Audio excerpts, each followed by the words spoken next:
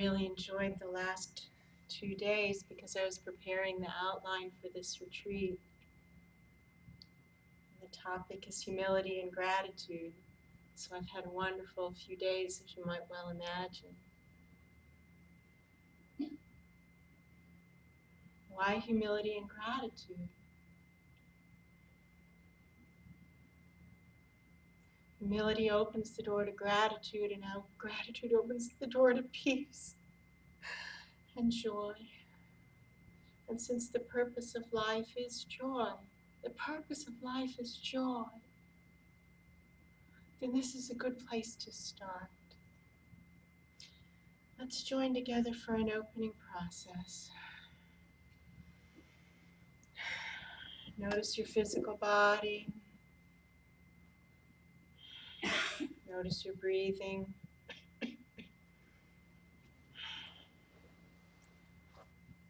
Notice your mental body.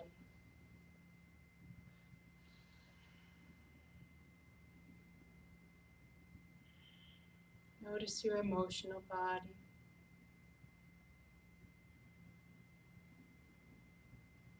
Notice your spiritual body, that pillar of light,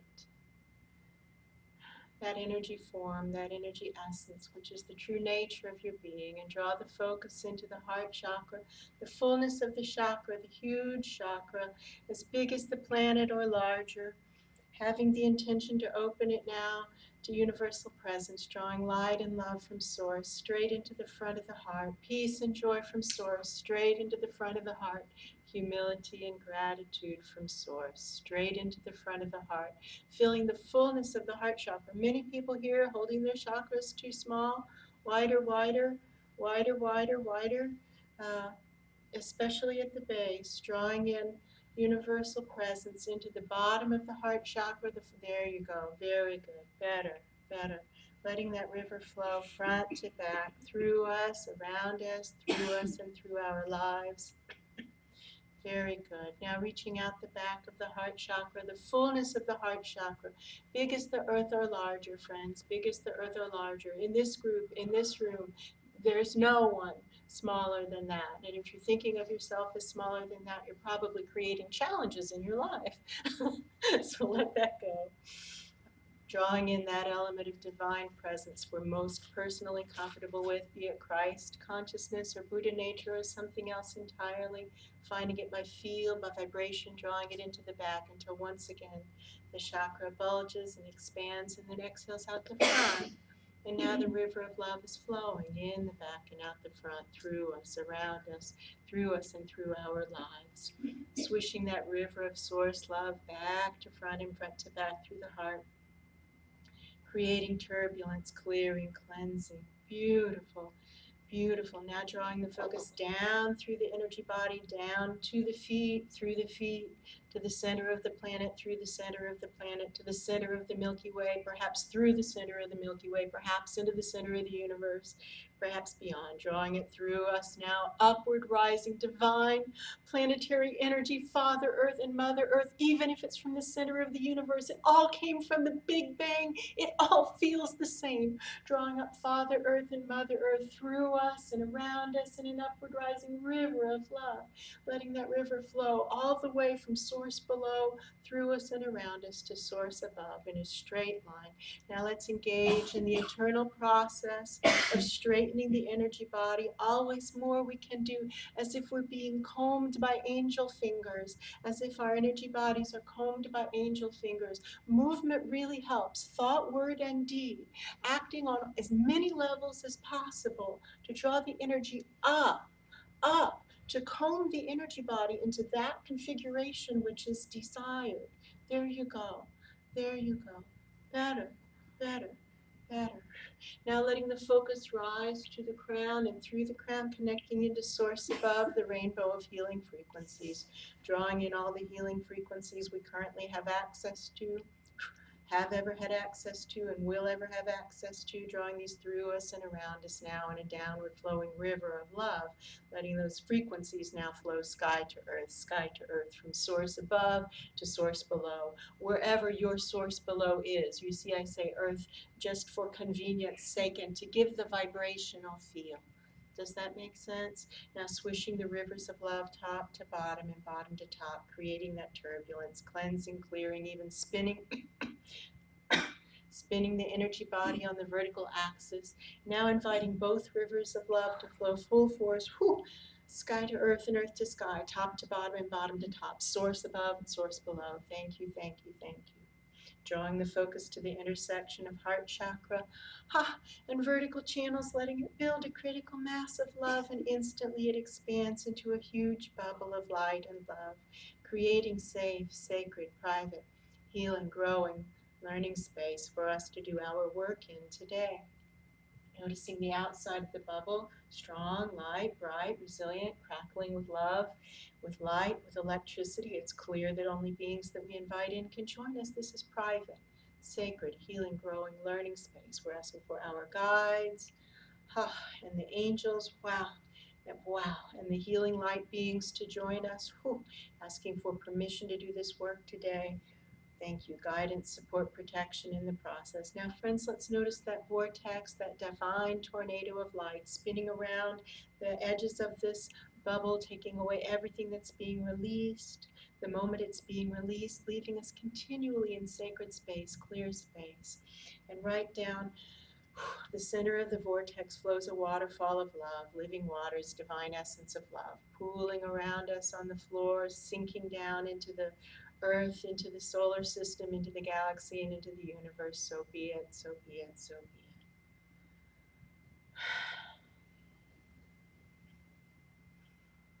it. Matthew Ricard is a Buddhist monk, a scientist, and his brain has been scanned repeatedly as he meditates, a metta meditation, a compassion meditation, actually the meditation we end with in these retreats. And during those scans, his brain waves have consistently identified him as the happiest man on earth, because he's off the charts during that state of meditation. And so here is someone we should listen to, yes?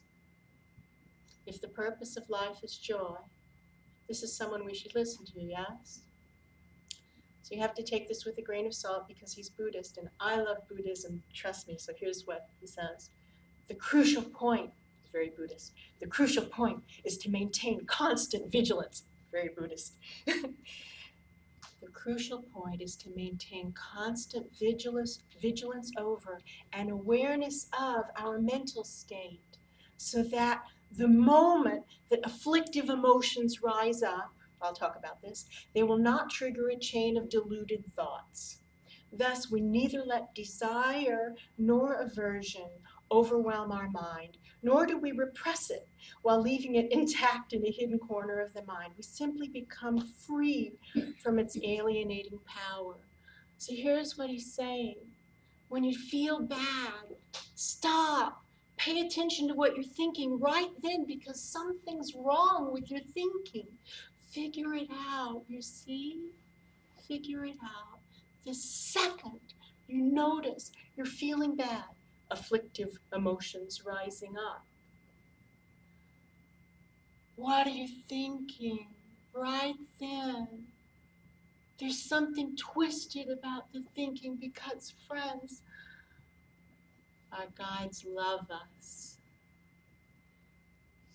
Our lives are a constant series of opportunities presented to us by our guides for us to act upon or not act. That's the free will part of the dance.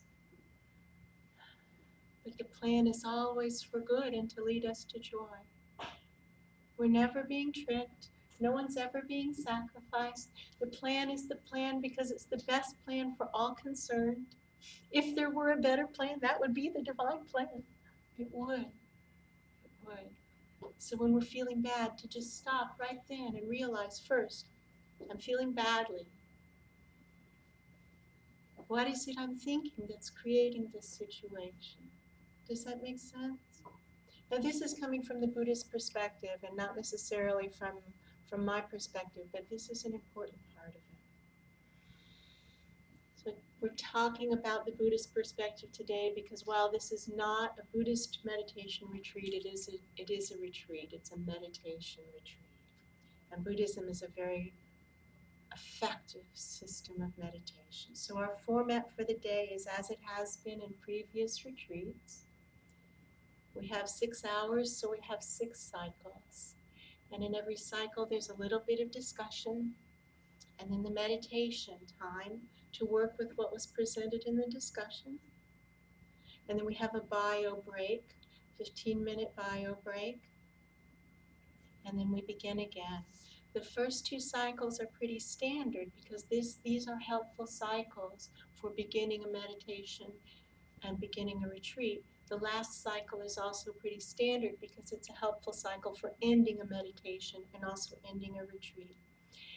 Tomorrow I'll email all of you the outline so that you have notes on what was covered so that if you wish to continue to practice with it, you can. I'm not supposed to give it out in advance because then it will mess with your thinking. I hope this meets with your approval. Let's keep this room for meditation as much as we can, and in the break periods go into the other room. I know we flip-flop the rooms from all the other retreats, but we're supposed to flip-flop them, so that's what we've done. We'll see why. We'll see why. I don't know why, but there's always a reason. As always in these retreats, please keep an inner focus. No eye contact other than with me in the talking in these periods. You can look at me, and that's okay. But just during these talking periods, you see, and then after that, no eye contact with anyone, inner focus, no talking. In this way, we practice being more authentic while being with others. Who's noticed that when you're alone, it's easier to be authentic?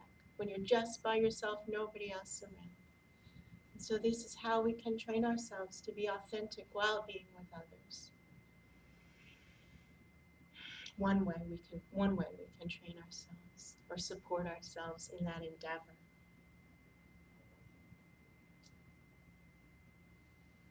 This first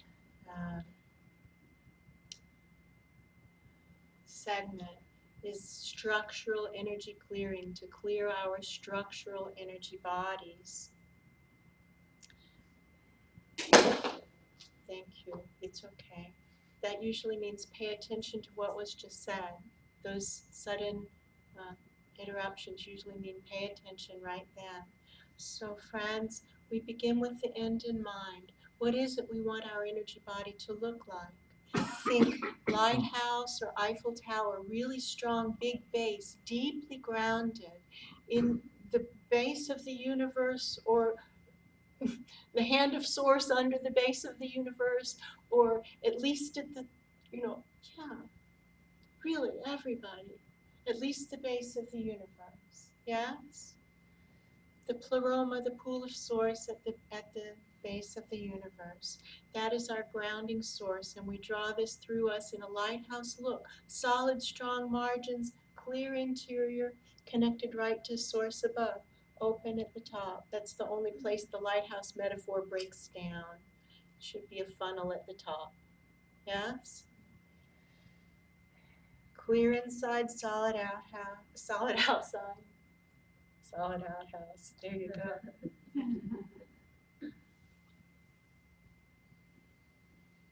You can relate to this in any way you wish. You can clean with screens. You can tend the energy body with your fingers. I would recommend that you not only tend the composite energy body. When we begin to relate to our pillar of light, it's just the composite aspect of it, the overall pillar that we're looking at. But we can separate that. We can look at the mental energy body's pillar of light. We can look at the emotional energy body's pillar of light. We can look at it from many different angles. Does that make sense? So I strongly recommend that in addition to the composite, you also work with your mental body's energy. Screen your mental body because we're preparing to meditate, you see? And if we have confused thinking in our minds, it makes for an unproductive meditation. And in many meditation systems, they teach you to just notice what's going on and be okay with it. And yes, we should not be critical of the fact. We should notice what's going on. Goodness gracious. And then let's clear the mental body so that we can get on to something more effective. Yes?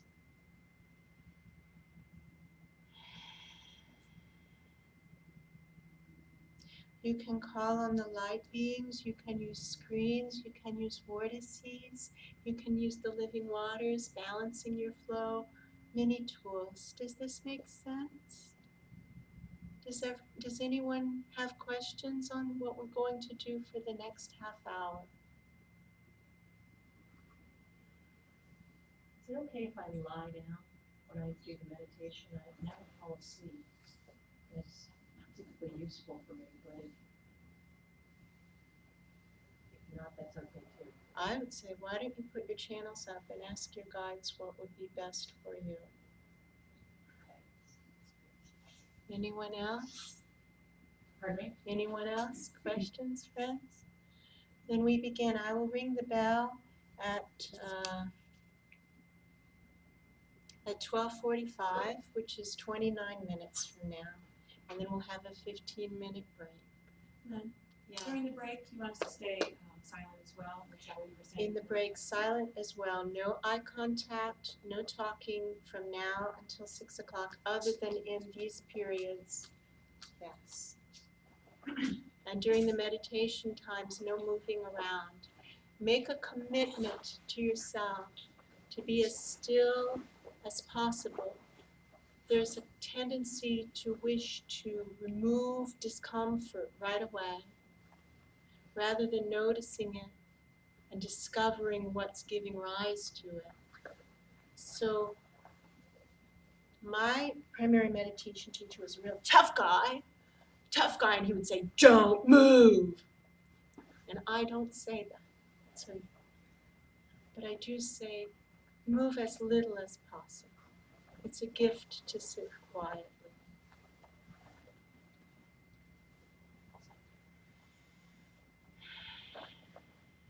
Enjoy, friends, enjoy.